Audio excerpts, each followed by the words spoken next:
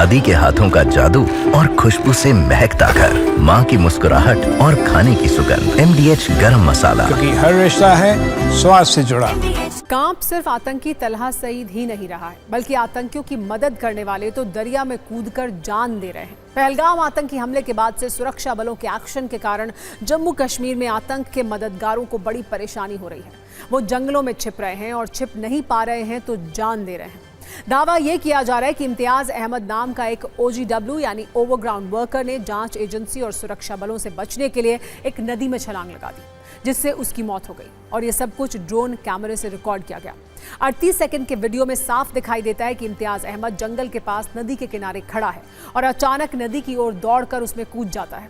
Video में वो तैरने की कोशिश करता दिखाई देता है, लेकिन नदी का तेज बहाव उसे बहा ले जाता है और वो डूब जाता है।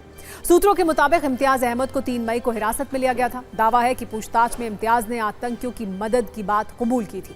इम्तियाज ने कुलगाम के जंगलों में छुपे आतंकियों का खाना पहुंचाया था। इम्तियाज ने सुरक्षा बलों से कहा कि वो उन्हें आतंकियों के ठिकाने तक ले जाएगा। पुलिस और सेना की जॉइंट टीम इम्तियाज को अपने साथ ले जा रही थी। दावा है कि इस दौरान इम्तियाज ने भागने की कोशिश की और नदी में छलांग लगा दी, लेकिन वो तैर नहीं पाया और डूब गया। इस घटना के बाद सुरक्षा बलों ने यह साफ कर दिया है कि इम्तियाज की मौत उसकी खुद की गलती के कारण हुई है और इसमें कोई साजिश नहीं है। लेकिन जम्मू कश्मीर की पूर्व CM महबूबा मुफ्ती इसमें साजिश का एंगल देख रही हैं। महबूबा मुफ्ती ने इम्तियाज के परिवार वालों से मुलाकात की और ये कहा कि कश्मीरियों को आतंकी का दर्जा दिया जा रहा है।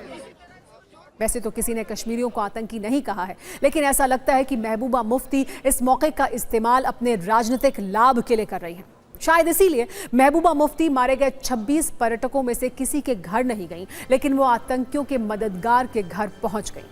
वैसे 2 दिन पहले जम्मू कश्मीर के पूर्व CM फारूक अब्दुल्ला ने यह आरोप लगाया था कि महबूबा मुफ्ती एक दौर में आतंकियों के घर जाती थी, उनसे मुलाकात करती थी।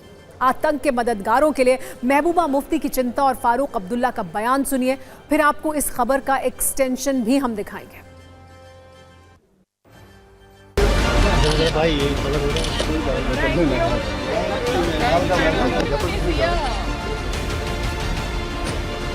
कश्मीरियों ने इस बार दिखा दिया कि वो खून खराबे के साथ नहीं है, वो मुल्क के गम में पूरी तरह से शरीक है।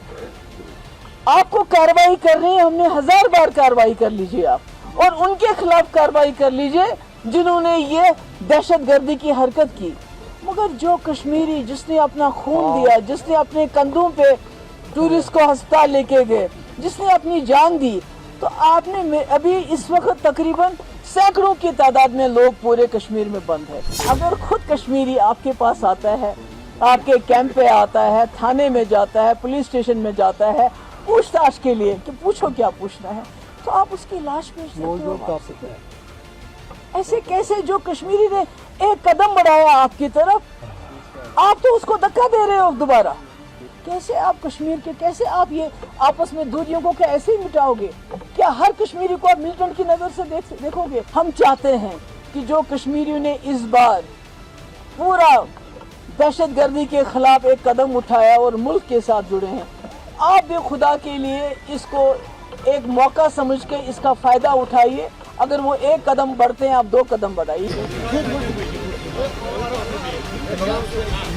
जिस तरह से महबूबा जी इसको दूसरे कलर में पेश करना चाहती है, फिर वही रिलीजियस कार्ड, फिर वही संपत्ति वाला कार्ड वो खेल रही है।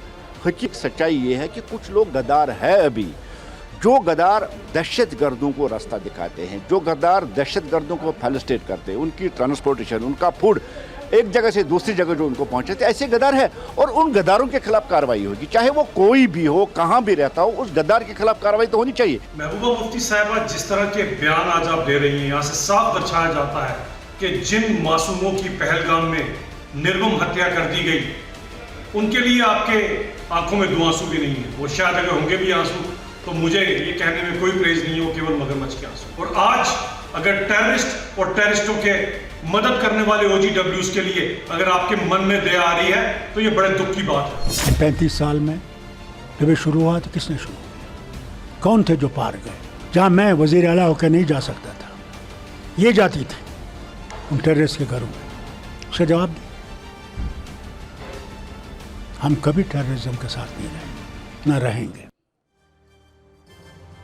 वैसे समय समय पर महबूबा मुफ्ती का पाकिस्तान प्रेम रिलीज होता रहता है। पाकिस्तान के लिए उनका सॉफ्ट कॉर्नर उनके बयानों में साफ झलकता है।